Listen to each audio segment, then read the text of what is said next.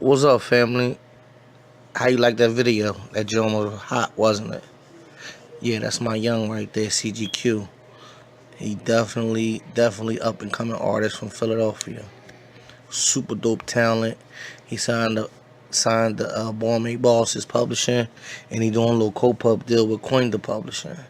So let me get right to it real quick. Publishing is what the world of hip hop is made off of. And crypto is the new money, like I said before. Remember do you remember back like 5, 6 years?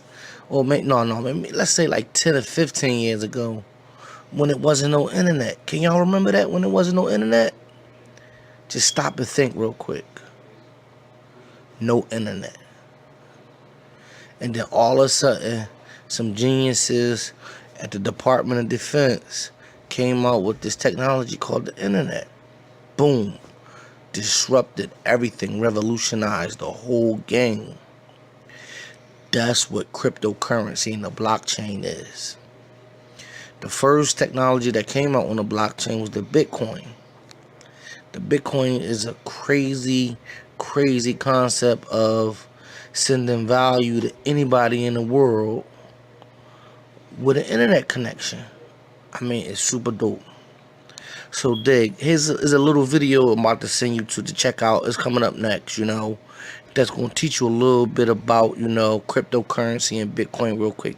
It might be a little bit, over the top or a little technical, but stick around after that video because I'm going to break it down to you in layman terms, you know what I mean? And then I'm going to give you some more hip-hop, but I want to give you a little bit more knowledge since you're sticking around with us, you know what I mean? And tell you, you know what I mean, how, Coinda and BMB Boss is going to revolutionize the game for our culture. Because we the dopest out here, man.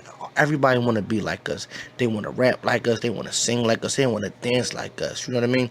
So let's capitalize on our talents.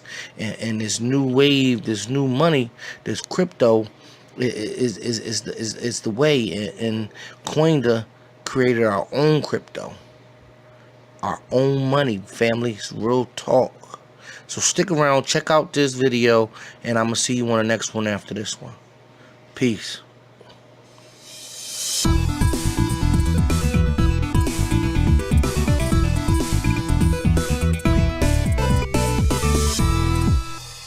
Say there's a coin that's currently worth hundreds of US dollars, but it's not made of gold or platinum or any precious metal. In fact, it's not the kind of coin you can hold in your hand or stick in a piggy bank. It's a digital currency, which means it only exists electronically. I'm talking about Bitcoin. Bitcoin doesn't work like most money. It isn't attached to a state or government, so it doesn't have a central issuing authority or regulatory body. Basically, that means there's no organization deciding when to make more Bitcoins, figuring out how many to produce, keeping track of where they are, or investigating fraud. So how does Bitcoin work as a currency, or have any value at all? Well, Bitcoin wouldn't exist without a whole network of people and a little thing called cryptography. In fact, it's sometimes described as the world's first cryptocurrency, and here's how it works. Bitcoin is a fully digital currency, and you can exchange Bitcoins between computers in a worldwide peer-to-peer network. The whole point of most peer-to-peer networks is sharing stuff, like letting people make copies of super legal music or movies to download. If Bitcoin is a digital currency, what's stopping you from making a bunch of counterfeit copies and becoming fabulously wealthy? Well, unlike an MP3 or a video file, a Bitcoin isn't a string of data that can be duplicated. A Bitcoin is actually an entry on a huge global ledger called the blockchain, for reasons we'll get to in a minute. The blockchain records every Bitcoin transaction that has ever happened, and as of late 2016, the complete ledger is about 107 gigabytes of data. So when you send someone Bitcoins, it's not like you're sending them a bunch of files. Instead, you're basically writing the exchange down on that big ledger, something like Michael sends Hank 5 Bitcoins. Now, maybe you're thinking, but wait, you said that Bitcoin doesn't have a central authority to keep track of everything. Even though the blockchain is a central record, there's no official group of people who update the ledger and keep track of everybody's money like a bank does. It's decentralized. In fact, Anybody can volunteer to keep the blockchain up to date with all the new transactions, and a ton of people do. It all works because there are lots of people keeping track of the same thing to make sure all transactions are accurate. Like, imagine you're playing a game of poker with some pals, but none of you have poker chips and you left your cash at home. There's no money on the table, so a few of you get out some notebooks and start writing down who bets how much, who wins, and who loses. You don't completely trust anyone else, so everyone keeps their ledgers separately. At the end of every hand, you all compare what you've written down. That way, if someone makes a mistake, or tries to cheat and snag some extra money for themselves,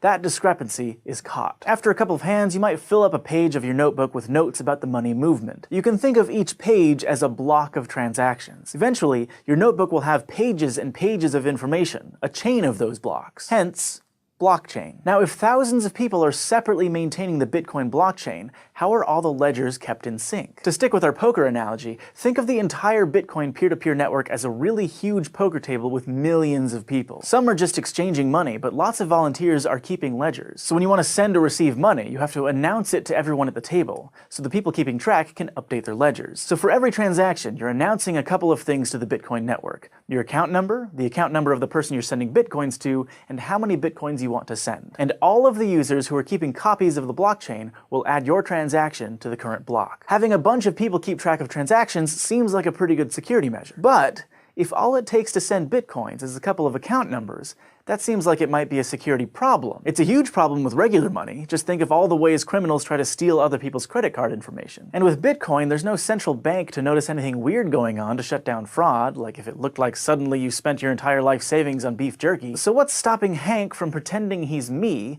and just sending himself all of my Bitcoins? Bitcoins are kept pretty safe thanks to cryptography, which is why it's considered a cryptocurrency. Specifically, Bitcoin stays secure because of keys, which are basically chunks of information that can be used to make mathematical guarantees about messages, like, hey, this is really from me. When you create an account on the Bitcoin network, which you might have heard called a wallet, that account is linked to two unique keys: a private key and a public key. In this case, the private key can take some data and basically mark it, also known as signing it, so that other people can verify those signatures later if they want. So let's say I want to send a message to the network that says, Michael sends 3 Bitcoins to Olivia. I sign that message using my private key, which only I have access to and nobody else can replicate. Then I send that signed message out to the Bitcoin network, and everyone can use my public key to make sure my signature checks out. That way, everyone keeping track of all the Bitcoin trading knows to add my transaction to their copy of the blockchain. In other words, if the public key works, that's proof that the message was signed by my private key and is something I wanted to send. Unlike a handwritten signature or a credit card number, this proof of identity isn't something that can be faked by a scam artist. The who part of each transaction is obviously important to make sure the right people are swapping Bitcoins,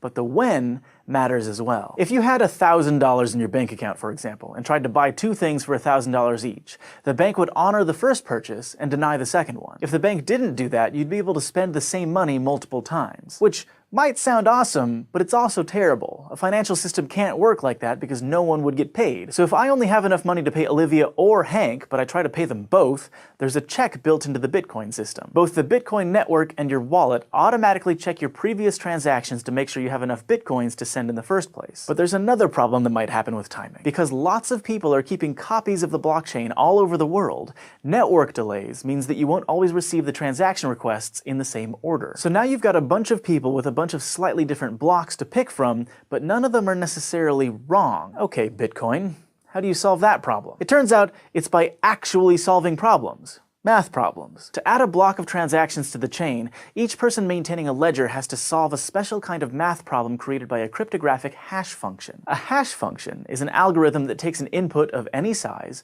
and turns it into an output with a fixed size. For example, let's say you had this string of numbers as your input, and our example hash function says to add all of the numbers together. So in this case, the output would be 10. What makes hash functions really good for cryptography is that when you're given an input, it's really easy to find the output, but it's really hard to take an output and figure out the original input. Even in this super simple example, there are lots of strings of numbers that add up to 10. The only way to figure out that the input was 1, 2, 3, 4 is to just guess until you get it right. Now the hash function that Bitcoin uses is called SHA-256, which stands for Secure Hash Algorithm 256-bit, and it was originally developed by the United States National Security Agency. Computers that were specifically designed to solve SHA-256 hash problems take, on average, about 10 minutes to guess the solution to each one.